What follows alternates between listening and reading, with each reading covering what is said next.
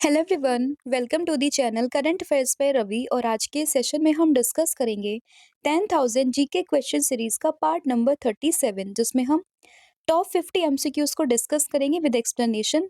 ये पूरी सीरीज काफी इंपॉर्टेंट होगी आपके सभी एग्जाम के पॉइंट ऑफ व्यू से, तो उसको एंड तक जरूर देखना है। इसके अलावा इस पूरी सीरीज में आपको क्या क्या मिलेगा, क्या क्या इसके फीचर्स हैं, वो अब हम डिस्कस कर लेते हैं। तो देखिए, ये हमारा 10,000 क्वेश्चन का जीके जीएस का एमसीक्यू बैच, जो कि कंप्लीटली रवि सर के नोट्स यहाँ पर है। इसमें आपको जीके जीएस का पूरा सिलेबस मिलेगा।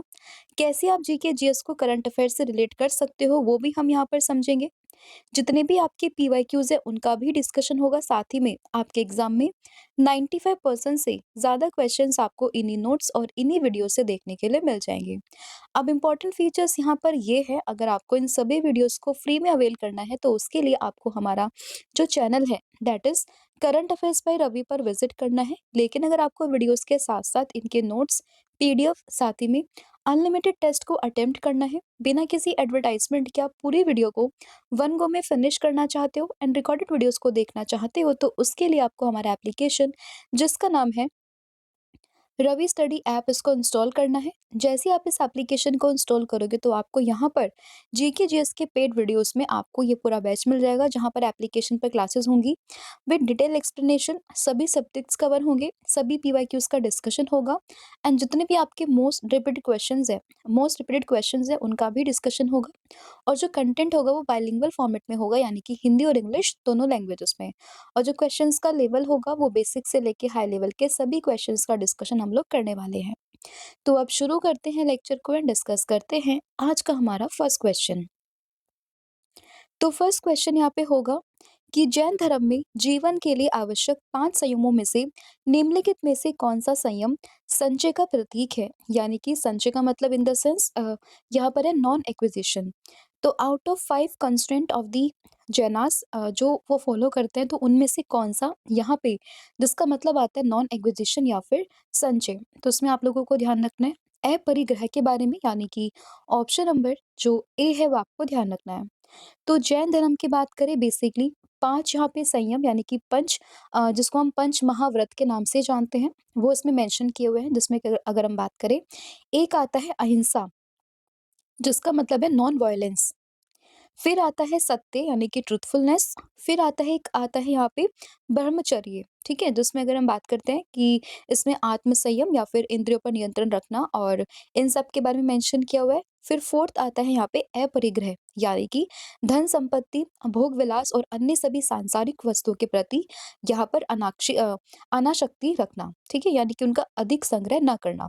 इसके अलावा फिफ्थ वन आता है अस्थिर, यानी कि चोरी ना करना, बेईमानी ना करना। तो कुल मिला के 5 प्रकार के यहाँ पे जो वॉज हैं, जो यहाँ पे संयम है, जो यहाँ पे पंच महाव्रत हम जिनको कहते हैं, वो कहाँ पर मेंशन है, ये जैन धर्म में मेंशन है। तो आपसे कुछ भी पूछ सकते हैं और इनका यहाँ पे मीनिंग भी पूछ सकते हैं, ठीक है। तो जैसे अभी पूछा है नॉन एक्विजिशन किसका है, तो ये हो जाएगा अपरिग्रह का। तो इसमें ऑप्शन नंबर जो ए है, वो आपको ध्यान रखना है। फिर यहाँ पे क्वेश्चन होगा, वैदिक कथाओं में पृथ्वी स्थान, यानी कि धरती के देवता की श्रेणी में कौन से देवता आते हैं। तो अगर हम बात करते हैं out of these option, out of Vishnu, Brihaspati, Varun और इंद्र, इनमें से कौन से जो भगवान है, कौन से वैदिक गॉड यहाँ पे पृथ्वी जो है स्थान, इनके जो है कैटेगरी में आते हैं, इनकी श्रेणी में आते हैं। तो आपको ध्यान रखना है, इसमें आंसर क्या होगा। इसमें आंसर होगा बृहस्पति, यानी कि ऑप्शन नंबर बी। तो वैदिक कथाओं में बात करें, जो पृथ्वी है, उनको एक देवी के रूप से हम लोग जानते हैं। और इसके अलावा जैसे अग्नि है, बृहस्पति है, सोम है, ये कुछ प्रमुख देवता है जिनको पृथ्वी स्थान के नाम से हम लोग जानते हैं, ठीक है।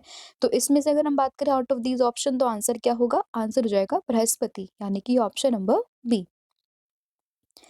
फिर यहाँ पे क्वेश्चन है, स्वतंत्रता के बाद में भारत की संविधान सभा के अध्यक्ष कौन थे। यानी कि who was the president of India, sorry, who was the president of constituent assembly of India after independence. तो भारत की इंडिपेंडेंस के बाद में जो संविधान सभा थी, उसके अध्यक्ष कौन बने थे।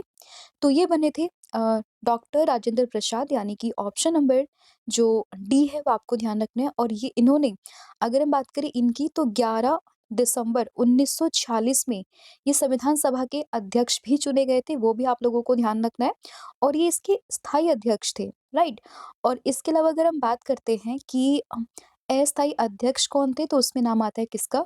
सच्चिदानंद सिन्हा का। तो ये भी कई बार एग्ज़ाम में पूछते हैं कि अस्थायी अध्यक्ष कौन बने थे? स्थायी अध्यक्ष कौन बने थे? ठीक है, तो ये आपको ध्यान रखना है। और इसके अलावा अगर हम बात करें उपाध्यक्ष कौन थे? तो उसमें नाम आता है एचसी मुखर्जी का, जिनका पूरा नाम था एचसी मुखर्जी, या फिर आप हरेंद्र कुमार मुखर्जी के नाम से भी जान सकते हो। और संवैधानिक सलाहकार की बात करें तो उसमें नाम आता है किसका? बीएन राव का। और इसमें जो यहाँ पे इम्पोर्टेंट है डॉक्टर राजेंद्र प्रसाद जी का नाम, तो ये संविधान के निर्माण में इनकी काफ़ी महत्वपूर्ण भूमिका भी थी, और बाद में ये भारत के पहले राष्ट्रपति भी यहाँ पर बन गए थे। तो ये फैक्ट भी आपको इसमें ध्यान रखना है। नेक्स्ट यहाँ पे क्वेश्चन होगा, जवाहरलाल नेहरू ने संविधान सभा में उद्देश्य प्रस्ताव को किस तिथि को प्रस्तुत किया था? यानी कि on which date did Jawaharlal Nehru introduce the objective resolution in the constituent assembly? तो संविधान सभा में जवाहरलाल नेहरू ने, अगर हम बात करें 13 दिसंबर 1946 को जो है उद्देश्य प्रस्ताव, जिसको इंग्लिश में कहा गया ऑब्जेक्टिव रेजोल्यूशन, इसको पेश किया था। तो इसमें ऑप्शन नंबर जो बी है वो आपको ध्यान रखना है। और यही उद्देश्य प्रस्ताव, यही जो ऑब्जेक्टिव रेजोल्यूशन है, वो आगे चलकर जो हमारे संविधान सभा की प्रस्तावना है, मतलब संविधान की जो प्रस्तावना है ना, उसका एक आधार बना था। ठीक है, तो ये भी कई बार एग्जाम में पूछते हैं कि हमारे संविधान की प्रस्तावना, इनकी प्रियम्बल, उसका आधार किसे मानते हैं? तो उसका आधार है यहाँ पे ऑब्जेक्टिव रेजोल्यूशन, जिसको कि जवाहरलाल नेहरू ने 13 दिसंबर 1940 को संविधान सभा में प्रस्तुत किया था। तो उसमें ऑप्शन नंबर जो बी है वो आपको ध्यान रखना है। फिर यहाँ पे क्वेश्चन है कि भारतीय संविधान की निम्नलिखित में से कौन सी अनुसूची प्रत्येक राज्य और केंद्र शासित प्रदेश में राज्य परिषद में प्रतिनिधित्व करने वाली सीटों की संख्या का वर्णन करती है? यानी कि which of the following schedule of the Indian Constitution describe the number of seats that are represented in the Council of States from each state and UTs? तो इसमें आपको जो शेड्यूल है उसमें आपको ध्यान रखना है शेड्यूल फोर्थ के बारे में, यानी कि जो चौथी अनुसूची है वो बात करते हैं किसके बारे में? वो बात करते हैं council of states from each state and UTs के बारे में। तो ऑप्शन नंबर जो डी है वो आपको ध्यान रखना है। तो बेसिकली राज्यसभा में सीटों के आवंटन से रिलेटेड है कौन सी अनुसूची? चौथी अनुसूची। कुल मिला के हमारे संविधान में 12 अनुसूची है, जिसमें कि चौथी अनुसूची के बारे में यहाँ पे मेंशन किया गया है। नेक्स्ट यहाँ पे क्वेश्चन होगा कि भारतीय संविधान का कौन सा भाग अनुसूचित और जनजातीय क्षेत्र, यानी कि जहाँ पे शेड्यूल्ड एंड ट्राइबल एरियाज है, उनसे संबंधित है? तो इसमें आपको ध्यान रखना है भाग नंबर 10 के बारे में, यानी कि पार्ट नंबर 10। तो उसमें ऑप्शन नंबर जो सी है वो आपको ध्यान रखना है, जो कि बात करता है शेड्यूल्ड एंड ट्राइबल एरियाज को लेकर। तो उसमें ऑप्शन नंबर जो सी है वो आपको ध्यान रखना है। फिर यहाँ पे क्वेश्चन होगा कि घेंगा रोग, जिसको यहाँ पे गॉइटर के नाम से भी हम जानते हैं, तो उसके उपचार के लिए किस समस्थानिक का उपयोग किया जाता है? तो which isotope is used in treatment of goiter? तो गॉइटर होता है आयोडीन की कमी से, और जब ये हो जाता है तो इसके उपचार के लिए इस्तेमाल होता है आयोडीन। और आयोडीन का जो आइसोटोप यहाँ पे इस्तेमाल होता है वो है आयोडीन 131। तो उसमें ऑप्शन नंबर जो बी है वो आपको ध्यान रखना है। अब यहाँ पे एक टर्म मेंशन किया हुआ है दैट इज समस्थानिक, जिसको इंग्लिश में कहा गया आइसोटॉप। तो इसका मतलब क्या होता है? तो अगर हम बात करते हैं आइसोटॉप की, तो वो कुछ ऐसे यहाँ पे एलिमेंट्स होते हैं जिनका एटॉमिक नंबर, यानी कि जहाँ पे परमाणु संख्या होती है वो तो सेम होता है, बट अगर हम बात करें परमाणु भार की, एटॉमिक मास की, तो वो यहाँ पे डिफरेंट होता है। एज एन एग्जाम्पल अगर हम बात करें लाइक हाइड्रोजन, तो इसमें आप हाइड्रोजन और एक आता है प्रोटियम और एक आता है ड्यूटीरियम, राइट? तो तीनों का ही एटॉमिक नंबर 1 है, लेकिन अगर हम एटॉमिक मास की बात करें तो यहाँ पे 1, 2 एंड 3। तो ऐसा करके यहाँ पे जो एटॉमिक मास है ना वो डिफर हो जाता है, लेकिन जो यहाँ पे एटॉमिक नंबर है वो सेम होता है। तो इन्हें हम क्या कहेंगे? इन्हें हम कहेंगे आइसोटॉप, यानी कि समस्थानिक। तो वैसे ही आयोडीन का समस्थानिक है by the name of isotope, sorry iodine 131। तो इसी का इस्तेमाल होता है गॉइटर के उपचार के लिए। तो उसमें ऑप्शन नंबर जो बी है वो आपको ध्यान रखना है। फिर यहाँ पे क्वेश्चन होगा कि काल्पनिक स्थिति में यदि सशस्त्र बलों की किसी अधिकारी को महिला होने के कारण पदोन्नति नहीं दी जाती है, तो निम्नलिखित में से कौन सा मौलिक अधिकार यहाँ पे उल्लंघित होगा? तो अगर किसी भी व्यक्ति को, यहाँ पर एक हाइपोथेटिकल सिचुएशन हम लोग क्रिएट करते हैं, अगर किसी भी पर्सन को, किसी भी ऑफिसर को सिर्फ इस बिहाफ पे प्रमोशन नहीं मिलता है कि वो एक वुमेन है, तो यहाँ पे उसका कौन सा राइट जो है वो वायलेट हो रहा है? तो यहाँ पे जो राइट वायलेट हो रहा है वो है राइट टू इक्वालिटी, यानी कि समानता का अधिकार। तो इसमें ऑप्शन नंबर जो बी है वो आपको ध्यान रखना है। फिर यहाँ पे क्वेश्चन होगा, एचआईवी वायरस मानव प्रतिरक्षा प्रणाली को प्रभावित करता है। तो एचआईवी इसका संक्षिप्त रूप क्या है? तो HIV virus its impact the human immune system. What does the abbreviation HIV stands for? तो एचआईवी का मतलब होता है ह्यूमन इम्यूनोडिफेंसी वायरस, यानी कि ऑप्शन नंबर जो ए है वो आपको ध्यान रखना है। तो मानव प्रतिरक्षाहीनता वायरस ये इसका हिंदी में अनुवाद है, हालांकि आपको इंग्लिश ही ध्यान रखनी है। तो ह्यूमन इम्यूनोडिफेंसी वायरस ये फुल फॉर्म होती है एचआईवी की, और यही वो वायरस है जो रिस्पॉन्सिबल होता है किस चीज़ के लिए? एड्स के लिए, राइट। तो एड्स के लिए रिस्पॉन्सिबल जो वायरस है उसका नाम क्या है? एचआईवी। एड्स की फुल फॉर्म क्या होगी? एक्वायर्ड इम्यून डिफेंसी सिंड्रोम, और ये हम मनाते हैं 1 दिसंबर को। तो हर साल 1 दिसंबर को विश्व एड्स दिवस मनाया जाता है। ये कई बार एग्जाम में पूछा गया है, तो आपको ये डे भी यहाँ पे ध्यान रखना है। नेक्स्ट यहाँ पे क्वेश्चन होगा कि मानव शरीर को जिन 22 अमीनो एसिड्स की आवश्यकता होती है, तो उनमें से कितने ऐसे अमीनो एसिड्स हैं जिनका उत्पादन शरीर में नहीं होता है, जो शरीर में उत्पन्न नहीं होते हैं? तो आउट ऑफ 22, तो इसमें अगर हम बात करते हैं कुल मिला के 9 ऐसे यहाँ पे अमीनो एसिड्स होते हैं जिनका जो उत्पादन है वो शरीर में नहीं होता। हालांकि यहाँ पे 20 से 22 ऐसे अमीनो एसिड्स होते हैं जो हमारे शरीर में होते हैं, और आउट ऑफ दिस 9 ऐसे हैं जो हमें फूड या फिर कुछ ऐसे न्यूट्रिशन फूड की वजह से उनको इनटेक करना पड़ता है। तो उसमें ऑप्शन नंबर जो ए है वो आपको ध्यान रखना है। और इसमें अगर हम बात करें कुछ इंपॉर्टेंट है, जैसे कि हिस्टडीन, आइसो ल्यूसीन, इसके अलावा ल्यूसाइन, लाइसिन। तो ये कुछ ऐसे यहाँ पे जो है अमीनो एसिड्स जिनका इस्तेमाल हमारे शरीर में नहीं, मतलब जिनका उत्पादन हमारे शरीर में नहीं होता है, लेकिन हम इनको बाहर से क्या करते हैं? इनटेक करते हैं, खाना ग्रहण करके, या मतलब आहार भोजन इन सबको ग्रहण करके, ठीक है। नेक्स्ट यहाँ पे क्वेश्चन होगा कि किसी भी पारिस्थितिकी तंत्र के किस जैविक घटक की संख्या सबसे अधिक होती है?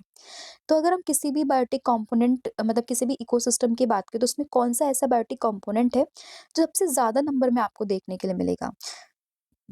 तो ये मिलेंगे आपको प्रोड्यूसर्स, यानी कि उत्पादक। तो उसमें ऑप्शन नंबर जो बी है वो आपको ध्यान रखना है। तो किसी भी इकोसिस्टम में जो प्रोड्यूसर्स हैं, जो उत्पादक है, उनकी संख्या सबसे ज़्यादा होती है, क्योंकि वो जो फूड चेन है ना, मतलब जो फूड श्रृंखला होती है ना, उसका आधार बनाते हैं। तो इसीलिए सबसे ज़्यादा जो संख्या यहाँ पे प्रेज़ेंट होती है ना किसी भी इकोसिस्टम में, तो वो आती है उत्पादक की, वो आती है प्रोड्यूसर्स की। तो उसमें ऑप्शन नंबर जो बी है वो आपको ध्यान रखना है। फिर यहाँ पे क्वेश्चन होगा कि चित्रकूट जलप्रपात जो इंद्रावती नदी पर स्थित है, जिसे अक्सर भारत का नियाग्रा जलप्रपात भी कहा जाता है, वो कहाँ पर स्थित है? तो अगर हम चित्रकूट जलप्रपात की बात करते हैं, तो ये आपको कहाँ पर देखने के लिए मिलेगा? तो ये आपको देखने के लिए मिल जाएगा, तो इसका आंसर होगा छत्तीसगढ़, यानी कि ऑप्शन नंबर जो बी है वो आपको ध्यान रखना है। और जो चित्रकूट जलप्रपात है भारत के छत्तीसगढ़ राज्य का जो बस्तर जिला है ना, वहां पर इंद्रावती नदी पर आपको देखने के लिए मिल जाएगा। नेक्स्ट आपका क्वेश्चन होगा कि महाराष्ट्र और गुजरात राज्यों का गठन ये किस वर्ष में हुआ था? तो अगर हम बात करें महाराष्ट्र की और गुजरात की, तो इन दोनों राज्यों का गठन ये हुआ था 1960 में, और वहीं बात करें तारीख की, तो ये हुआ था 1 मई को। तो 1 मई 1960 को यहाँ पर बनता है महाराष्ट्र और गुजरात। तो इसमें ऑप्शन नंबर जो ए है वो आपको ध्यान रखना है।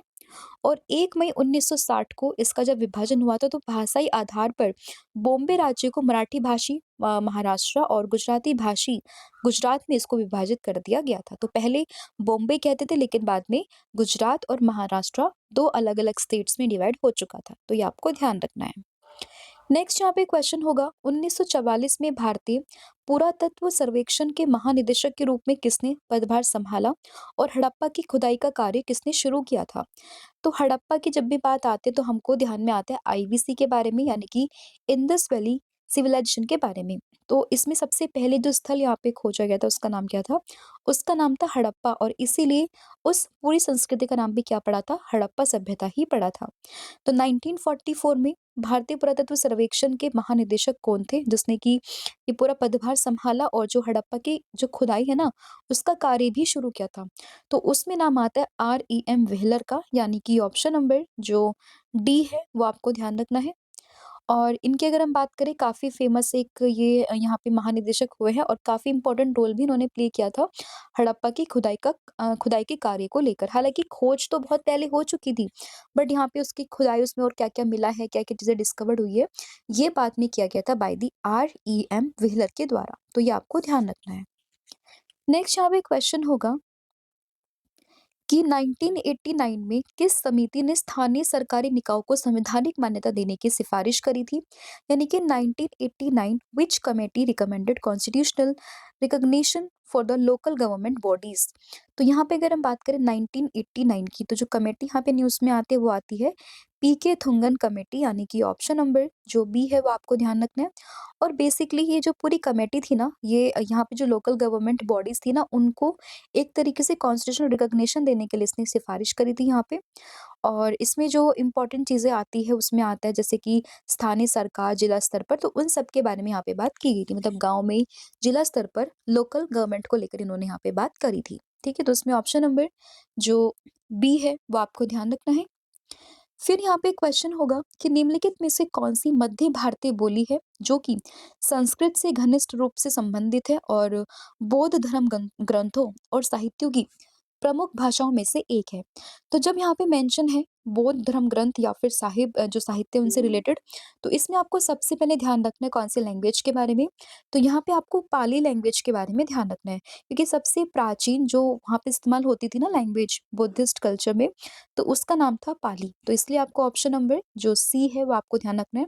और इसी पाली भाषा का सबसे क्लोज रिलेशन जो एक यहाँ पे मतलब एक एसोसिएशन है ना, वो किससे है? वो है संस्कृत लैंग्वेज से। तो ये भी आपको ध्यान रखना है। नेक्स्ट यहाँ पे क्वेश्चन होगा निम्नलिखित में से कौन सा अक्षांश भारत में सबसे दूर है?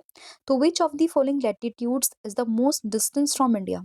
तो इसमें जो 90 डिग्री साउथ है ना, आउट ऑफ दीज ऑप्शन, तो जो 90 डिग्री साउथ है ना, उसका एक्सटेंड भारत से सबसे दूर है। तो इसमें ऑप्शन नंबर जो डी है वो आपको ध्यान रखना है। नेक्स्ट यहाँ पे क्वेश्चन होगा कि भारत के संविधान के किस अनुच्छेद के अंतर्गत अंतर्राज्यीय विवादों के समन्वय हेतु अंतर्राज्यीय परिषद का गठन किया गया था? यानी कि under which one of the following article of the constitution of India has an interstate council been constituted for coordinating in interstate dispute? तो इंटरस्टेट डिस्प्यूट यानी कि अंतर्राज्यीय विवादों से समन्वय हेतु यहाँ पर एक इंटरस्टेट काउंसिल की फॉर्मेशन होती है अंडर आर्टिकल 263। तो इसमें ऑप्शन नंबर जो बी है वो आपको ध्यान रखना है। तो भारतीय संविधान का आर्टिकल 263 ये बात करता है अंतर्राज्यीय परिषद की स्थापना को लेकर, जिसका उद्देश्य राज्य और केंद्र सरकार के बीच में समन्वय और जो चर्चा है उसको सक्षम करके सहकारी संवाद को बढ़ावा देना। ठीक है? तो ये आपको ध्यान रखना है। नेक्स्ट यहाँ पे क्वेश्चन होगा कि निम्नलिखित में से कौन सा भारत के संविधान के 73वें संशोधन से संबंधित है? यानी कि which of the following is related to the 73rd amendment of the constitution of India? तो इसमें नाम आता है पंचायत का, यानी कि ऑप्शन नंबर जो डी है वो आपको ध्यान रखना है। तो संविधान का जो 73वां संविधान संशोधन है ना, उसी के थ्रू यहाँ पे पंचायत इनको शामिल किया गया था। ईयर था 1992। भाग की बात करें, भाग नंबर जो 9 है वो आपको उसमें ध्यान रखना है। ठीक है? नेक्स्ट क्वेश्चन, निम्नलिखित में से कौन सा बांध गंगा नदी पर बनाया गया था? तो गंगा रिवर पर जो यहाँ पे बांध की फॉर्मेशन होते हैं ना, आउट ऑफ दीज ऑप्शन, तो उसमें नाम आता है टिहरी बांध का, जो कि भारत का सबसे ऊंचा बांध है और ये आपको उत्तराखंड में देखने के लिए मिल जाएगा। तो टिहरी बांध किस पर है? गंगा नदी पर। और ये भारत का सबसे ऊंचा बांध है। तो ये भी आपको ध्यान रखना कहाँ पर है? तो ये उत्तराखंड के टिहरी जिले में ही आपको देखने के लिए मिल जाएगा। फिर यहाँ पे क्वेश्चन होगा कि निम्नलिखित में से कौन सा परमाणु ऊर्जा संयंत्र उस राज्य के साथ पे गलत तरीके से मेल खाता है जिसमें वह स्थित है? तो इसमें ना कुछ यहाँ पे परमाणु ऊर्जा संयंत्र यानी कि न्यूक्लियर पावर प्लांट दिए हुए हैं, साथ ही में कुछ उनके रिलेटेड स्टेट हैं। तो इसमें से कौन सा यहाँ पे करेक्ट नहीं है? तो पहला ऑप्शन है कलपक्कम कर्नाटका को लेकर। तो आप देख सकते हो कि जो कलपक्कम है ना, वो कर्नाटक में नहीं है, वो कहाँ पर है? वो है तमिलनाडु में। ठीक है? इसके अलावा कैगा की बात करें कर्नाटक में है। ककरापार की बात करें तो ये अगेन गुजरात में सही है। कुडनकुलम तमिलनाडु ये भी सही है। तो इसमें गलत कौन-सा? तो गलत होगा इसमें कलपक्कम, जो कि कर्नाटक में नहीं, कहाँ पर है? तमिलनाडु में है। तो इसमें ऑप्शन नंबर जो ए है वो आपको ध्यान रखना है। नेक्स्ट क्वेश्चन, 13वीं शताब्दी में बख्तियार खिलजी ने बंगाल के किस राजा को हराया था? तो 13वीं सेंचुरी में जो यहाँ पे बख्तियार खिलजी है, उन्होंने लक्ष्मण सेन को यहाँ पे हराया था। तो उसमें ऑप्शन नंबर जो बी है वो आपको ध्यान रखना है। ठीक है? तो लक्ष्मण सेन भारतीय उपमहाद्वीप पर बंगाल क्षेत्र के खिलजी का शासक था। और यहाँ पे अगर हम बात करें मतलब मतलब नॉट खिलजी का शासक था, बट आपको ध्यान रखना है कि जो ये लक्ष्मण सेन थे ना, वो बंगाल के सेन वंश के शासक थे। और इनका जो शासनकाल का अंत था, वो बख्तियार खिलजी ने बंगाल पर आक्रमण किया और उनकी राजधानी जो थी नदिया, उस पर कब्जा कर लिया, जिससे कि लक्ष्मण सेन को जो पूर्वी बंगाल भागना पड़ा और फिर वहां पर जिनका शासन था ना सेन वंश का, उसका पतन यहाँ से शुरू हो गया था। तो अगर आपसे पूछे कि बख्तियार खिलजी ने बंगाल के किस राजा को यहाँ पे हराया था, तो आंसर क्या होगा? आंसर होगा लक्ष्मण सेन। कौन से वंश से थे? तो ये सेन वंश से ही थे। ठीक है, तो ये आपको ध्यान रखना है। नेक्स्ट यहाँ पे क्वेश्चन होगा कि सर्वोच्च न्यायालय की पहली मुस्लिम महिला न्यायाधीश कौन थी? यानी कि who was the first Muslim female जज ऑफ द सुप्रीम कोर्ट? तो इसमें आपको आंसर ध्यान रखना है। आंसर होगा इसमें न्यायमूर्ति एम फातिमा बीबी। यानी कि ऑप्शन नंबर जो ए है वो आपको ध्यान रखनी है। और ये अ, उच्चतम न्यायपालिका के लिए नियुक्त होने वाली पहली महिला और न्यायाधीश के लिए नियुक्त की जाने वाली पहली मुस्लिम महिला थी। तो ये आपको ध्यान रखना है। नेक्स्ट यहाँ पे क्वेश्चन होगा कि निम्नलिखित में से कौन सी नदी प्रायद्वीपीय पठार में स्थित है? यानी कि which of the following river belongs to peninsular plateau? तो इसमें से जो कृष्णा नदी है, जो कृष्णा रिवर है, उसका संबंध है पेनिनसुलर प्लेट्यू से। यानी कि ऑप्शन नंबर जो ए है वो आपको ध्यान रखना है। तो कृष्णा नदी भारत में प्रायद्वीपीय पठार की प्रमुख नदियों में से एक है। और कृष्णा नदी की बात करें, ये महाराष्ट्र में महाबलेश्वर के पास में जो पश्चिमी घाट है वहां से निकलती है, और महाराष्ट्र, कर्नाटका और तेलंगाना, आंध्र प्रदेश से होकर ये बहती है। तो इसमें आपको ध्यान रखना है कृष्णा रिवर के बारे में। फिर भारत के सर्वोच्च न्यायालय का आदर्श वाक्य क्या है? तो जो हमारे देश का सुप्रीम कोर्ट है उसका आदर्श वाक्य जो मोटो है वो क्या होगा? तो ये है या तो धर्मस्तुतो जय। यानी कि ऑप्शन नंबर जो डी है वो आपको ध्यान रखना है। उसका मतलब क्या होता है? इसका मतलब होता है कि जहाँ धर्म है वहाँ विजय है। ठीक है। और ये जो पूरा वाक्यांश है ना, वो प्राचीन भारतीय महाकाव्य जिसका नाम है महाभारत, वहां से इसको लिया गया। तो ये भी कई बार एग्जाम में पूछते हैं कि सुप्रीम कोर्ट का जो मोटो है वो कहाँ से लिया है। तो ध्यान रखना है कि ये लिया गया महाभारत से, जिसका मतलब है कि जहाँ धर्म है वहां ही विजय है। इसके अलावा अगर हम बात करते हैं, अगर आपको कोई भी पीडीएफ या फिर ई बुक को परचेज करना है, तो उसके लिए आपको हमारी वेबसाइट जिसका नाम है www.ravibookspdf पर विजिट करना है। साथ ही में अगर आपको कोई भी बुक घर पर मंगवानी है प्रिंटेड फॉर्मेट में, तो उसके लिए आपको विजिट करना है www.ravididipublication.com पर। मोबाइल एप्लीकेशन के लिए आप इंस्टॉल कर सकते हो रवि स्टडी ऐप को। करंट अफेयर के लिए आप फॉलो कर सकते हो करंट अफेयर्स बाय रवि को। साथ ही में इंग्लिश मीडियम में किसी भी वीडियो को देखने के लिए आपको फॉलो करना है रवि अदिति क्लासेस को। नेक्स्ट क्वेश्चन रहेगा कि निम्न में से किस शासक ने सैन्य तैनाती के लिए सीरी शहर का निर्माण करवाया था? तो सीरी शहर का निर्माण ये करवाया था किसने? अलाउद्दीन खिलजी ने। यानी कि ऑप्शन नंबर जो सी है वो आपको ध्यान रखना है। तो दिल्ली के दूसरे सुल्तान और खिलजी वंश के सदस्य है अलाउद्दीन खिलजी। उन्होंने ही यहाँ पे नई दिल्ली शहर में सीरे किले का निर्माण यहाँ पे करवाया था। ठीक है, तो ये आपको ध्यान रखना है किसके बारे में? अलाउद्दीन खिलजी के बारे में। तो इसमें ऑप्शन नंबर जो सी है वो आपको ध्यान रखना है। फिर यहाँ पे एक क्वेश्चन होगा कि इंडियन करेंसी नोट के पहले पेज पर रिजर्व बैंक ऑफ इंडिया की प्रिंटिंग के लिए किस तकनीक का इस्तेमाल किया जाता है? तो which technique is used for printing of reserve bank of India at the front page of the Indian currency note? तो यहाँ पे जिस टेक्निक का इस्तेमाल होता है उसका नाम क्या है? उसका नाम है इंटेंग्लियो प्रिंटिंग। यानी कि ऑप्शन नंबर ये आपको ध्यान रखना है। कई बार एग्जाम में डायरेक्टली पूछा भी गया है कि उसका मुख्य रूप क्या है, तो आपको ध्यान रखना ये हो जाएगा इंटेंग्लियो प्रिंटिंग। ठीक है, तो इसमें ऑप्शन नंबर ए आपको ध्यान रखना है। फिर यहाँ पे क्वेश्चन है कि संविधान का कौन सा अनुच्छेद कहता है कि सदन में मतों की बराबरी होने की स्थिति में अध्यक्ष को अंतिम निर्णायक मत देने का अधिकार यहाँ पर होगा? यानी कि which article of the constitution says that the speaker will have the final casting vote in event of equality of votes in the house? तो ये है यहाँ पे आर्टिकल नंबर 100। यानी कि ऑप्शन नंबर जो डी है वो आपको ध्यान रखना है। तो इसमें सभापति या फिर अध्यक्ष का प्रथम मतदान करने की अनुमति नहीं है, लेकिन जब यहाँ पे मतों की समानता हो, मतों की बराबरी हो, तो उस कंडीशन में यहाँ पर वो निर्णायक मत यहाँ पर दे सकते हैं। तो इसी चीज का मेंशन इस आर्टिकल में है। तो ऑप्शन नंबर जो डी है वो आपको ध्यान रखना है। फिर यहाँ पे क्वेश्चन होगा कि निम्नलिखित में से किस वर्ष क्षेत्रीय ग्रामीण बैंक यानी कि जो रीजनल रूरल बैंक होते हैं उनकी स्टैब्लिशमेंट की गई थी? तो आरआरबी की स्टैब्लिशमेंट ये होती है 1975 में। यानी कि ऑप्शन नंबर जो बी है वो आपको ध्यान रखना है। तो 1975 में स्टैब्लिशमेंट होती है किसकी? आरआरबी की। ठीक है, तो ये आपको ध्यान रखना है। फिर यहाँ पे एक क्वेश्चन होगा कि सिडबी का पूर्ण रूप क्या होता है? तो सिडबी की बात करें एक बैंक है, तो इसका फुल फॉर्म है small industrial development bank of India.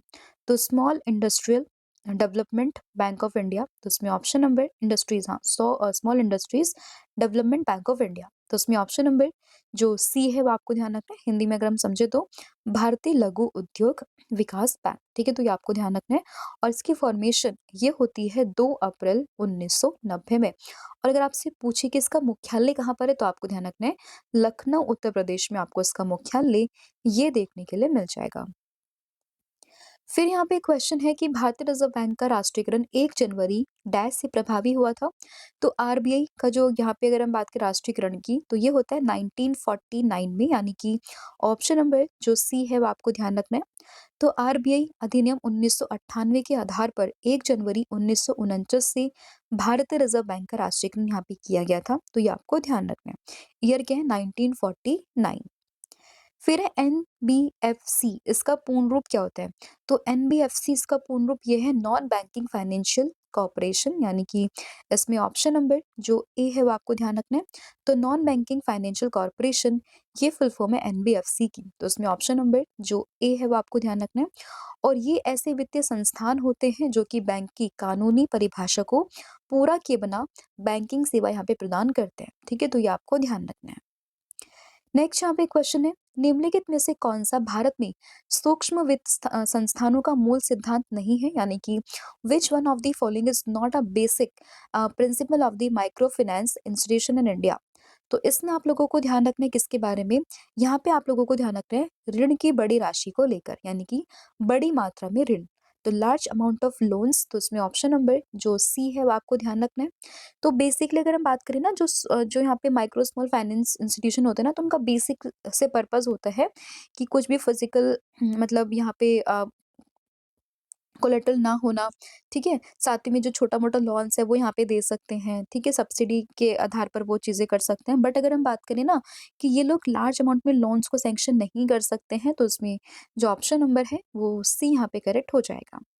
फिर है कि निम्नलिखित में से कौन-सा जो यहाँ पे निकाय है, जो बॉडी है, वो वुड्स संस्था नहीं है, यानी कि which one of the following bodies are not Bretton Woods constitution. तो इसमें आपको ध्यान रखना है यूएन के बारे में, यानी कि संयुक्त राष्ट्र के बारे में, तो उसमें ऑप्शन नंबर जो डी है वो आपको ध्यान रखना है। तो ब्रेटन वुड्स संस्थान की बात करें तो फॉर्मेशन होती है 1944 में, ठीक है? Bretton Woods New Hampshire America में अगर हम बात करें, तो इसमें अगर हम बात करें जो डब्ल्यूटीओ है, ठीक है? इसके अलावा जो आईएमएफ है, जो यहाँ पे विश्व बैंक है, तो ये सब पार्ट हैं ब्रेटन वुड्स संस्थान के, लेकिन जो यूएन है ना वो इसका पार्ट नहीं है, और वही आपसे पूछा गया, तो इसलिए आपको ऑप्शन नंबर जो डी है वो आपको ध्यान रखना है। फिर यहाँ पे क्वेश्चन होगा कि भारत का सर्वोच्च नागरिक पुरस्कार भारत रत्न पहली बार किस वर्ष में दिया गया था? तो पहली बार देश का सर्वोच्च जो सम्मान है, नागरिक सम्मान है, भारत रत्न, ये दिया गया था 1954 में, इसकी शुरुआत हो जाती है। तो इसमें ऑप्शन नंबर जो सी है वो आपको ध्यान रखना है। और पहली बार ये जो सर्वोच्च नागरिक सम्मान है ना वो किसको दिया गया था, इसके बारे में आपने मुझे कमेंट करके बताना है। नेक्स्ट यहाँ पे क्वेश्चन होगा कि विश्व साइकिल दिवस वैश्विक स्तर पर कब मनाया जाता है? तो वर्ल्ड बाइसिकल डे की बात करें, ये मनता है 3 जून को, यानी कि ऑप्शन नंबर जो सी है वो आपको ध्यान रखना है। 2018 में यूएन महासभा के द्वारा इस दिन की यहाँ पे घोषणा की गई थी। तो हर साल 3 जून को मनता है विश्व साइकिल दिवस। फिर यहाँ पे क्वेश्चन है, विश्व जनसंख्या दिवस किस तिथि को मनता है? तो वर्ल्ड पॉपुलेशन डे की बात करें, ये मनता है 11 जुलाई को, यानी कि ऑप्शन नंबर जो सी है वो आपको ध्यान रखना है। तो विश्व जनसंख्या दिवस हर साल ये 11 जुलाई को मनाया जाता है, तो इसमें ऑप्शन नंबर सी आपको ध्यान रखना है। फिर यहाँ पे क्वेश्चन होगा, कैपिटल एंड ग्रोथ पुस्तकें किसने लिखी है? तो कैपिटल एंड ग्रोथ ये पुस्तक की बात करें, ये लिखी है किसने? ये लिखी है यहाँ पे जॉन रिचर्ड्स हिक्स ने, यानी कि ऑप्शन नंबर सी यहाँ पे ध्यान रखना है। तो कैपिटल एंड ग्रोथ ये पुस्तक लिखी है जॉन एंड रिचर्ड हिक्स ने, ठीक है। फिर यहाँ पे क्वेश्चन है, निम्न में से किसने चित्तौड़ की रानी पद्मावती की कहानी लिखी थी? तो चित्तौड़ की रानी पद्मावती की कहानी ये लिखी है मलिक मोहम्मद जैसी ने, यानी कि ऑप्शन नंबर जो सी है वो आपको ध्यान रखना है। तो जो पद्मावती नामक ये पुस्तक है, ये अवधी भाषा में लिखी गई थी, काफी प्रसिद्ध महाकाव्य है। और इसकी रचना अराउंड 1540 के अराउंड में इसकी रचना यहाँ पे की गई थी। और ये कहानी चित्तौड़ की रानी पद्मावती के इर्द-गिर्द ही बात करती है। और ये जो ये पूरी है ना मतलब रानी पद्मावती के ऊपर एक मूवी भी बन चुकी है। आई होप आप लोगों ने देखी भी होगी। और इसी को यहाँ पे पूरी कहानी को लिखा था मलिक मोहम्मद जायसी ने। नेक्स्ट यहाँ पे क्वेश्चन है, मैसूर का तीसरा युद्ध किन वर्षों के बीच में लड़ा गया था? जो थर्ड बैटल था मैसूर का, ये हुआ था 1790 से लेके 92 के बीच में। यानी कि ऑप्शन नंबर जो ए है वो आपको ध्यान रखना है। थर्ड मैसूर का वॉर 1790 से लेके 92 के बीच में। फिर है भूमि, गोदान, गबन और वरदान, इन उपन्यासों के लेखक कौन थे? तो रंगभूमि है, गोदान है, गबन है, वरदान है, इन उपन्यासों के लेखक कौन होंगे? तो इनका नाम है मुंशी प्रेमचंद, यानी कि ऑप्शन नंबर जो बी है वो आपको ध्यान रखना है। तो मुंशी प्रेमचंद के द्वारा ही ये यहाँ पर लिखे गए हैं। तो आंसर जो है ऑप्शन नंबर बी आपको ध्यान रखना है। फिर यहाँ पे क्वेश्चन होगा कि निम्नलिखित में से कौन सा नृत्य रूप से उस राज्य से सही मेल खाता है जहाँ से उसका संबंध है? तो आप देखोगे इसमें से एक ऑप्शन है जो सही है, बाकी यहाँ पे गलत है। आप देखोगे इसमें लावनी केरला नहीं, लावनी आपको महाराष्ट्र में देखने के लिए मिलेगा। डांडिया उत्तर प्रदेश नहीं, आपको गुजरात में देखने के लिए मिलेगा। घूमर आपको राजस्थान में देखने के लिए मिलेगा, लेकिन आप गौर देखोगे आपको छत्तीसगढ़ में ही देखने के लिए मिल जाएगा। तो इसमें ऑप्शन नंबर जो सी है वो आपको ध्यान रखना है। फिर यहाँ पे क्वेश्चन कि इनमें से कौन-सा सही जो है वो नहीं है, तो आप देखोगे लेज़िम की बात करें महाराष्ट्र, ये यहाँ पर जो है मतलब सही नहीं है ना, वो आपसे पूछा हुआ है। तो लेज़िम महाराष्ट्र में है। घूमर आपको केरल में नहीं, आपको राजस्थान में देखने के लिए मिलेगा। महारस मणिपुर में है, नाटी हिमाचल प्रदेश में है। तो इसमें ऑप्शन जो है वो बी यहाँ पे करेक्ट हो जाएगा। तो घूमर केरल में नहीं बल्कि ये आपको राजस्थान में देखने के लिए मिल जाएगा। फिर यहाँ पे क्वेश्चन है कि निम्नलिखित में से किस स्थान से टीपू सुल्तान का संबंध था? तो which place out of the following was Tipu Sultan associated with? तो टीपू सुल्तान का संबंध था श्रीरंगपट्टनम से, यानी कि ऑप्शन नंबर जो सी है वो आपको ध्यान रखना है। ठीक है, तो टीपू सुल्तान का संबंध किससे था? श्रीरंगपट्टनम से था, क्योंकि ये उनके राज्य और जो मैसूर की राजधानी ये श्रीरंगपट्टनम ही हुआ करती थी। तो आपको इसमें ऑप्शन नंबर सी यहाँ पे ध्यान रखना है। फिर यहाँ पे क्वेश्चन होगा कि मेघालय की जो गारो जनजाति है, उसमें सबसे लोकप्रिय त्योहार कौन-सा है? तो मेघालय की गारो जनजाति का सबसे लोकप्रिय त्योहार ये होगा यहाँ पे वांगला महोत्सव, यानी कि ऑप्शन नंबर जो ए है वो आपको ध्यान रखना है। और वांगला महोत्सव इसको 100 डोलो का त्योहार भी कहा जाता है। कहाँ पे बनता है? मेघालय में। किसके द्वारा? गारो जो ट्राइब है ना, गारो जनजाति, उसके द्वारा इसको यहाँ पे मनाया जाता है। फिर यहाँ पे क्वेश्चन होगा कि हर साल 1 दिसंबर को मनाया जाने वाला जो सोलुंग त्योहार है वो किस राज्य की आदि जनजाति के द्वारा मनाया जाता है? तो सोलुंग फेस्टिवल की अगर हम बात करते हैं तो बेसिकली ये यहाँ पे मनाया जाता है किसके द्वारा? अरुणाचल प्रदेश की एक जनजाति है, आदि जनजाति उसके द्वारा। तो इसमें ऑप्शन नंबर जो ए है वो आपको ध्यान रखना है। और हर साल 1 सितंबर को ये मनाया जाता है, तो ये आपको ध्यान रखना है। फिर यहाँ पे एक क्वेश्चन होगा कि निम्नलिखित में से कौन-सा तट कर्नाटका और केरल राज्यों में स्थित है? तो कर्नाटक और केरल इसके जो तट पर स्थित जो ये पूरा है ना मतलब कोस्टल एरिया, उसका नाम क्या है? तो उसका नाम है यहाँ पे मालाबार तट, यानी कि मालाबार कोस्ट। तो इसमें ऑप्शन नंबर जो सी है वो आपको ध्यान रखना है। फिर यहाँ पे क्वेश्चन होगा कि भारत के पूर्वी तट पर अंग्रेजों ने 1611 में निम्नलिखित में से किस स्थान पर अपना कारखाना खोला था? तो यहाँ पे अगर हम बात करें तो भारत के पूर्वी तट में जो यहाँ पे जगह है by the name of Masulipatnam, यहाँ पर ही, जिसको मछलीपट्टनम के नाम से भी कई बार जानते हैं, यहीं पर ही 1611 में अपना पहला कारखाना स्थापित किया था अंग्रेजों ने। तो इसमें ऑप्शन नंबर जो बी है वो आपको ध्यान रखना है। फिर यहाँ पे एक क्वेश्चन है, 23 जून 1757 को बंगाल के नवाब पर ब्रिटिश ईस्ट इंडिया कंपनी की निर्णायक विजय किस युद्ध में हुई थी? तो ये हुई थी बैटल ऑफ प्लासी में, यानी कि ऑप्शन नंबर जो सी है वो आपको ध्यान रखना है। डेट क्या है? 23 जून 1757। युद्ध का नाम है बैटल ऑफ प्लासी। किस-किस के बीच में? ये हुआ था बंगाल के नवाब और साथ में ब्रिटिश ईस्ट इंडिया कंपनी के बीच में। हालाँकि इसमें अगर हम बात करें तो बंगाल के नवाब कौन थे? वो थे सिराजुद्दौला। और उधर से अगर हम बात करें रॉबर्ट क्लाइव का नेतृत्व मतलब रॉबर्ट क्लाइव वहाँ पे नेतृत्व कर रहे थे ब्रिटिश ईस्ट इंडिया कंपनी का। तो ये आपको ध्यान रखना है। फिर यहाँ पे क्वेश्चन, भारत में पहली ब्रिटिश प्रेसिडेंसी कहाँ पर स्थापित की गई थी? तो where was the first British presidency established in India? तो भारत में पहली जो ये पूरी प्रेज़िडेंसी थी, वो हुई थी सूरत में, यानी कि ऑप्शन नंबर जो सी है, वो आपको ध्यान रखना है। और यहाँ पर 1613 में ब्रिटिश ईस्ट इंडिया कंपनी ने अपना पहला स्थायी कारखाना भी खोला था। परमानेंट कारखाना कहाँ पर? सूरत में, ये आपको ध्यान रखना है। हालाँकि बाद में कंपनी ने मद्रास मने और कोलकाता में और काफ़ी जगह पर अपनी जो है प्रेज़िडेंसी यहाँ पर देखी थी, लेकिन शुरुआत की अगर हम बात करते हैं और स्थायी की अगर हम बात करें, तो वो सूरत में आपको देखने के लिए मिल जाएगा। तो ये आपको ध्यान रखना है। तो ये थे आपके 50 क्वेश्चन्स जो हम लोगों ने यहाँ पे डिस्कस किए हैं। सभी क्वेश्चन जो है वो आपके पीवाईक्यूज़ हैं। किसी न किसी एग्ज़ाम्स में पूछे गए हैं, तो आपको ध्यान रखना है सभी क्वेश्चन्स का। इसके अलावा टेस्ट के कुछ क्वेश्चन्स जिनका आंसर आपने मुझे कमेंट करके बताना है। तो पहला क्वेश्चन रहेगा कि 13वीं शताब्दी में बख्तियार खिलजी ने बंगाल के किस राजा को हराया था? तो इसका जो भी आंसर है वो आपने मुझे कमेंट करके बताना है।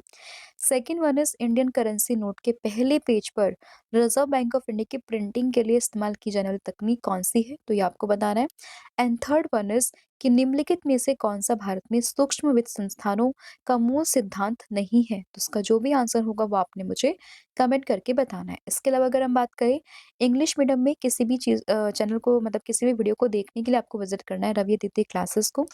इसके अलावा पीडीएफ के लिए और बुक्स के लिए आपको विज़िट करना है कौन-सी वेबसाइट, दैट इज़ www.raviaditipublication.com पर।